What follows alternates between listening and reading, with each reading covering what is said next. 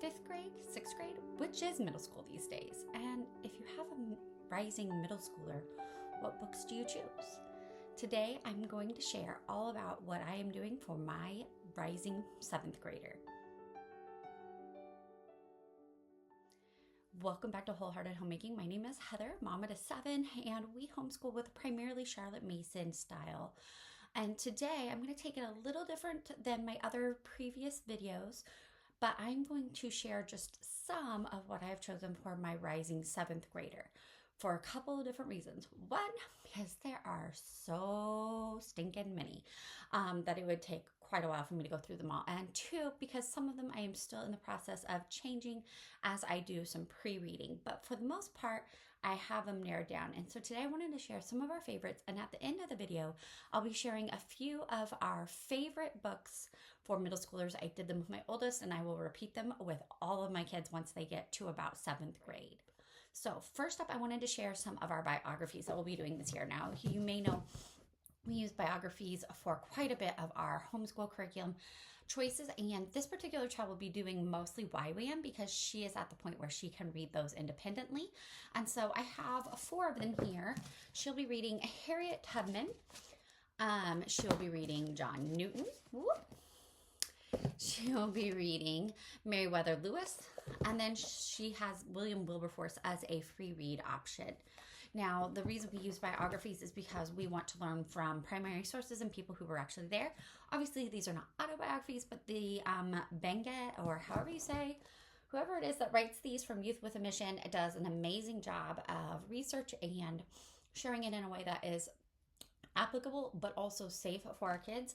So I am not worried about giving her Harriet Tubman because I know that they are very good about putting things in a way that is easy for children to understand without being too graphic. We've read several other more violent ones, same with John Newton, that you would think, oh no, you should not read that with children. That person led a very tragic life and it would be too graphic. And YWAM has done a really good job of towing that line, I think, for children. And so she'll be reading those. Also, we have throughout the year, she will also be reading one about Florence Nightingale, and this is from the Heroes of Faith series. I don't really know much about this series other than my mother-in-law recommends it, and so that's why I'm confident in not pre-reading it at this time. But those are some of her biographies for history.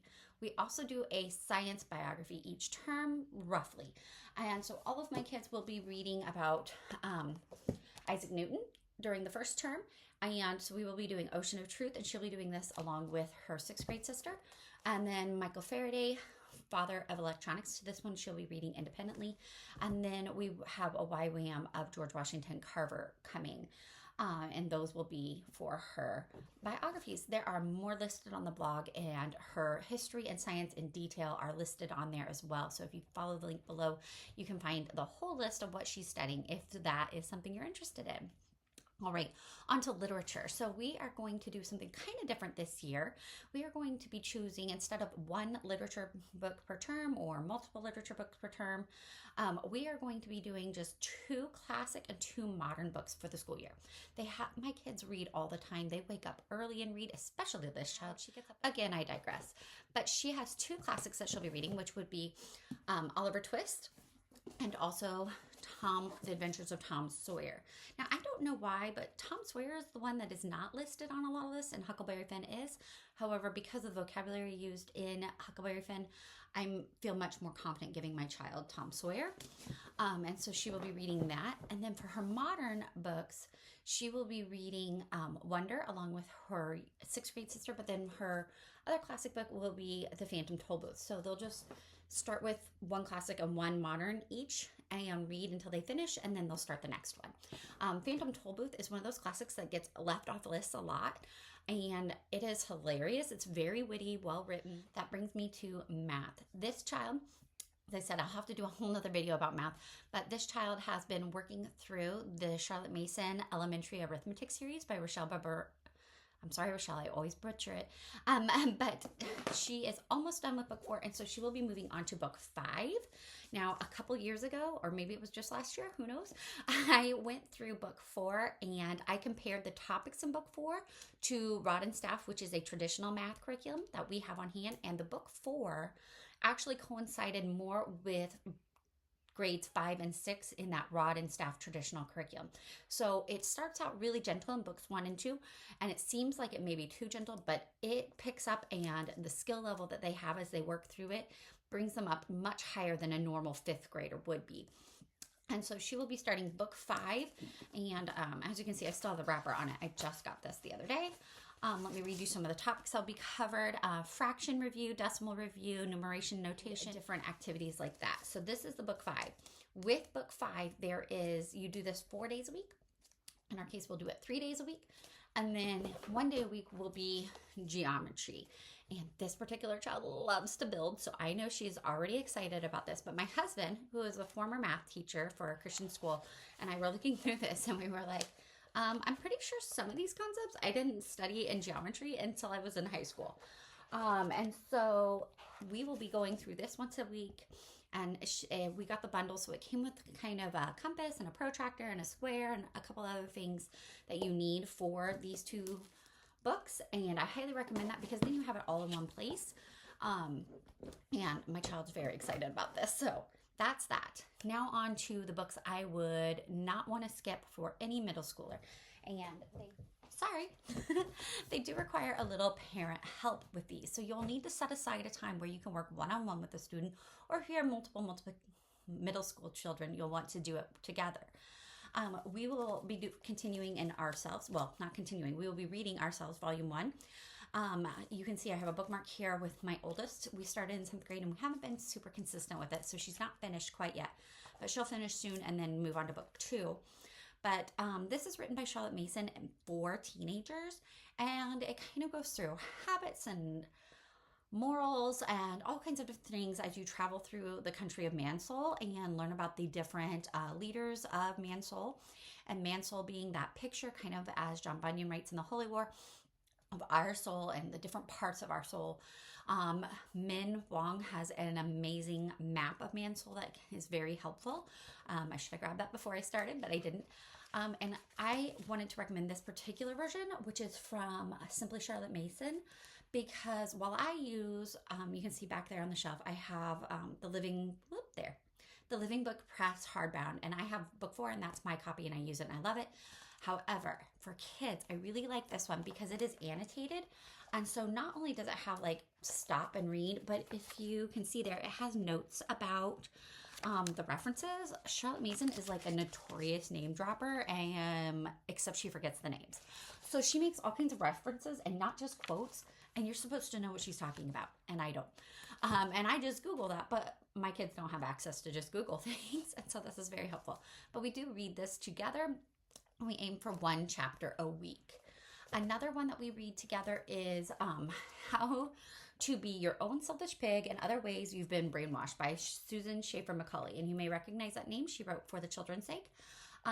Do not hand this to your child. There is actually, I think, 2 chapters that I skip because I do not feel they are appropriate for my children at that age. We start at this age because I could definitely wait till high school on this one. But for me, we just ramp up so much in high school that I want to get it out of the way now. But it also touches on some topics that they're going to come across in their reading as they age. And so it's very helpful. But Susan Schaefer Macaulay here is going through just some different concepts, and it gets you thinking, and it has some great discussion questions. What do you do when somebody says that Christianity is a bunch of fairy tales and different things? So it's kind of an apologetics, but not quite. I highly recommend this to do with your middle school or even up to high school. Next thing that we begin in middle school is the fallacy detective, and we take 2 years to do this because we only do one about every other week. And fallacy detective is just going to give them some extra logic thinking. This is one of my oldest favorite books. It does have lots of quizzes and things to do at the end, and it has answers. We thought it was very funny. My daughter especially loved that they make fun of Charles Dickens, who is not her favorite. But this was very well worth the time we put into it because it helped us to go through all those different fallacies, and I needed to learn them too. Next up for middle schoolers is It Couldn't Just Happen, and you could definitely do this in 5th grade maybe. I'm an advanced reader.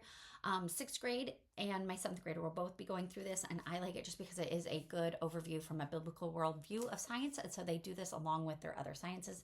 This is not a Charlotte Mason thing. This is just my personal preference. We really enjoy this book because it does come across from a biblical worldview, but it also does it succinctly and a nice story format. It has a lot of good images. I guess I should show you the pictures, not just me. And so we really enjoy this book. So I recommend it from middle school. And last but not least is one that maybe a hit or miss for you, and that is English Literature for Boys and Girls by H.E. Marshall. Yes, that is H.E. Marshall of This Country of Ours and Island Story, Our Island Story. It's a thick book, okay? So this is like Ambleside Online. I don't know. They've recently changed a lot of their things, so I don't know what they recommend now, but it used to be recommended for like 3 or 4 years. Again, that's kind of the tact we take for it. I have this copy is from Living Book Press. I highly recommend getting books from them. I had some issues with an order once, and Anthony was amazing with his customer service, even though he's all the way in Australia and I'm in Indiana. And he just did a great job of getting everything situated for us and fixed out. And it's another homeschooling parent who is trying to make a buck, and they do quality work. So I highly recommend them, but I digress. Here's the table of contents, and it just goes through different authors throughout history. So it's kind of like your literature overview, just a little better written than, say, a textbook.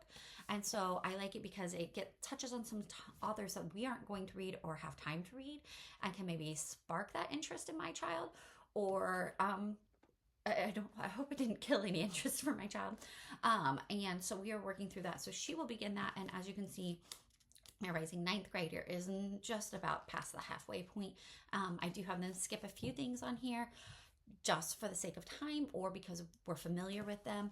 To give you kind of an example, you have all the way from